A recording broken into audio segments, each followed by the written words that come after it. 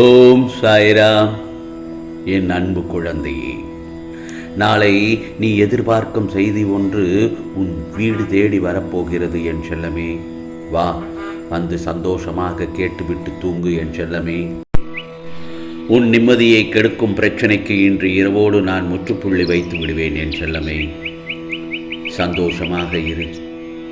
உனக்கு இருக்கின்ற பிரச்சனையை நினைத்து நீ பல இரவுகள் அழுதே தூங்கி இருக்கிறாய். உன்னோட நிம்மதிதான் என்னோட சந்தோஷம். இதோ என்னுடைய பிள்ளை, நீ சந்தோஷமாகவும் நிம்மதியாக இருக்கணும்னு தான் உன்னுடைய குறிக்கோளை பார்த்து பார்த்து நான் செய்து கொண்டிருக்கிறேன். அதற்காக எதற்காகவும் நீ கவலைப்படாதே என் செல்லமே. எதுக்காகவும் நினைத்து வருத்தப்படாதே. இதோ நீ நினைத்தது எல்லாம் நடக்கப் போகிறது. ஆம், என் நெற்றியை தொற்ற உன்னுடைய நாள் இன்று இரவு நல்ல பொழுதாக நாளை விடியும் என் செல்லமே. உன்னுடைய பல நாள் கனவு நினைவாகப் போகிறது.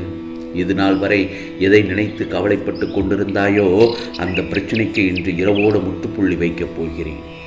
ஆம், நீ விருப்பப்பட்ட வாழ்க்கை உன்கிட்டையே எடுத்துக்கொண்டு வந்து சேர்க்கப் போகிறேன். இதோ நீ எதிர்பார்த்த நிம்மதியான மகிழ்ச்சியான வாழ்க்கையை வாழப்போகிறாய். நீ ஏன் இவ்வளவு கவலைப்படுகிறாய்? ஏன் இப்படி கண்ணீர் விடுகிறாய்? உன் சாயப்பாவான என்னை மனதில் நினைத்தாலே போதும். உன் பிரச்சனையை தீர்த்து உனக்கானதை செய்ய நான் காத்திருக்கிறேன். உன்னை நான் பல நாள் காக்க வைச்சேங்கிற கவலை உன்கிட்டையும் இருக்கு, என்கிட்டையும் இருக்கு. ஏனென்றால் என் செல்ல பிள்ளைக்கு செய்ய வேண்டியதற்கான காலம் இப்பொழுதுதான் வந்திருக்கிறது. அதனால் என் செல்லமே, இன்று இரவு எந்தவித கவலையும் இல்லாமல் நிம்மதியாக தூங்கு. உனக்கானதை உன் சாயப்பா நாளை நல்ல பொழுதாகத்தான் விடியப் போகிறது.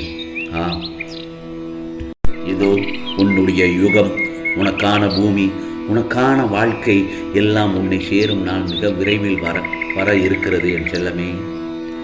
ஏனென்றால் என் செல்ல பிள்ளையின் சந்தோஷத்தில் வரும் கண்ணீரை பார்க்க என் மனம் ஏங்குகிறது. நீ என்றும் தழைத்து வேறொன்று நின்று வளர்ந்து மேலோங்கி நிற்கப் போகிறாய். இது சாயப்பாவின் சத்திய வாக்கு. உனது பிரச்சனைகள் எல்லாம் மண்ணில் தன் வளர்ச்சியை 1000 தடைகள் காணும் விதையாய் மண்ணில் விதைத்துள்ளேன். நீ நிச்சயம் நிழல்களாய் அடைக்கலம் தரும் மரமாய் வளர்ந்து நிற்கப் போகிறாய். ஆம் செல்லமே, உன் அன்பின் ஆழத்தையும் உன் பக்தியின் தூய்மையையும் பலத்தையும் உன் விசுவாசத்தையும் எவ்வளவு உண்மையானது என்று உன் சாயப்பா நான் நன்கு அறிவேன். ஆகவே நீ சீரும் சிறப்புமாக மகிழ்ச்சியான வாழ்க்கையை வாழப்போகிறாய். நான் உன்னை கவனித்து கொண்டுதான் வருகிறேன். ஏதோ பெரிதாக நடந்தது போல யோசித்து கொண்டே இருக்கிறாய். உனக்கு என்ன அப்படி நேர்ந்தது என் செல்லமே? அதை நீ சொல்ல தயங்கினாலும் உன் சாயப்பா நான் நன்கு அறிவேன். ஆகவே தயவு செய்து தேவையில்லாமல் யோசித்து கொண்டே இருக்காதே. கவலைகளுக்கு இடம் தராதே. ஏற்றத்தாழ்வுகள் இல்லை என்றால் நீ வாழும் வாழ்க்கைக்கு ஒரு அர்த்தமும் இருக்காது. மனதில் பக்குவமும் தைரியமும் இருந்துவிட்டால் எந்த எவ்வளவு பெரிய கடலாக இருந்தாலும் நீந்து கொண்டு வந்து விடலாம். நீயோ இவை அனைத்தையும் கடந்து வந்து விட்டாய். நீ எனது செல்ல பிள்ளை என் செல்லமே. உன்னை கண்டிப்பதற்கு எனக்கு முழு உரிமை இருக்கிறது. கவலைப்படாமல் இரு. என்னை மீறி என்னை தாண்டி எதையும் நடக்க விட மாட்டேன். உனக்கு எனது அனுமதியின்றி எவரையும் உன்னை நெருங்கக்கூட விட மாட்டேன். இது உன் சாயப்பா நான் இருக்கிறேன் என்று நீ தைரியமாக இரு. தன்னம்பிக்கையோடு இரு. கெடுதல் நடப்பதற்கு இடம் கொடுத்து விட்டால் பின் நான் எதற்கு அங்கு இருக்கிறேன்? கலங்காதே. எந்த சூழ்நிலையிலும் உன்னை உன் சாயப்பா கைவிட மாட்டேன். உன்னை பாதுகாப்பேன். உன்னை வெறுத்து ஒதுக்கியவர்கள் மத்தியில், உன்னை இழிவாக பேசியவர்கள் மத்தியில் நீ எல்லாம் எங்கே வளரப்போகிறாய் என்று அகங்காரத்துடனும் பேசியவர்கள் மத்தியில் உன்னை வீழ்த்தி பார்க்க மந்திரத்தையும் பல தந்திரங்களையும் செயல்படுத்தியவர்கள் மத்தியில் அனைவரும் வியந்து பார்க்கும் வண்ணம் உன்னை உயர்த்தப் போகிறேன். இதையெல்லாம் தெரியாமல் நீ ஏன் கவலைப்பட்டு கொண்டிருக்கிறாய்? நம்பிக்கையோடு இரு. நம்பிக்கைதான் வாழ்க்கை. வாழ்க்கையில் பயணிக்கும் ஒவ்வொரு நாளும் ஒவ்வொரு பக்கங்கள். அதில் நிறைய இருக்கிறது. அந்த பக்கங்களில் ஒவ்வொரு பக்கங்களிலும் சிரிப்பு இருக்கும். இன்னொரு பக்கத்தில் கண்ணீரும் சந்தோஷம் எல்லாம் இருக்கும். இன்னொரு சில பக்கங்களில் ஆசை, கோபம், கஷ்டம், வெற்றி, தோல்வி, நல்லது கெட்டது என எல்லாம் நிறைந்துதான் இருக்கும். அந்த பக்கங்களில் நீ மட்டும் இடம் பெற மாட்டாய். உன்னுடைய சொந்த பந்தங்கள், எல்லா உறவுகளும், எல்லா கதாபாத்திரங்களும் அதில் இடம்பெறும். அவர்களால் கிடைத்த அன்பு, கிடைக்காத அன்பு, நிலையில்லாத அன்பு, உண்மையான அன்பு என பல பல பரிமாணங்கள் இடம்பெற்றிருக்கும் அந்த கதாபாத்திரத்தில். இவையெல்லாம் உண்மைதானே? அவை உணர்த்தும் புரிதல் ஒரு அன்பு விலகும் போது ஏற்படும் வலி, அன்பு கிடைக்கும் போது உண்டாகும் சந்தோஷம் என பலவிதமான வர்ணங்கள் கொண்டதுதான் அந்த கதாபாத்திரங்கள்.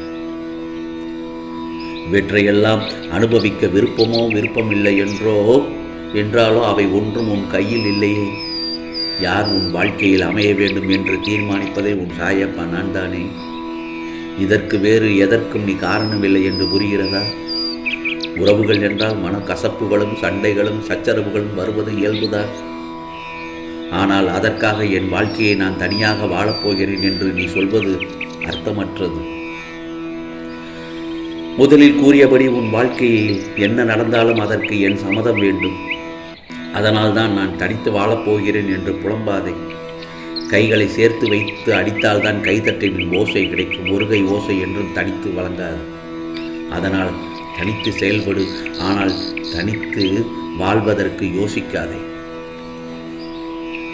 நீ ஜெயமாக வாழப்போகிறாய் என் செல்லமே. எல்லோரிடத்திலும் அன்பிற்காகவும் பாசத்திற்காகவும் நீ ஏங்காதே.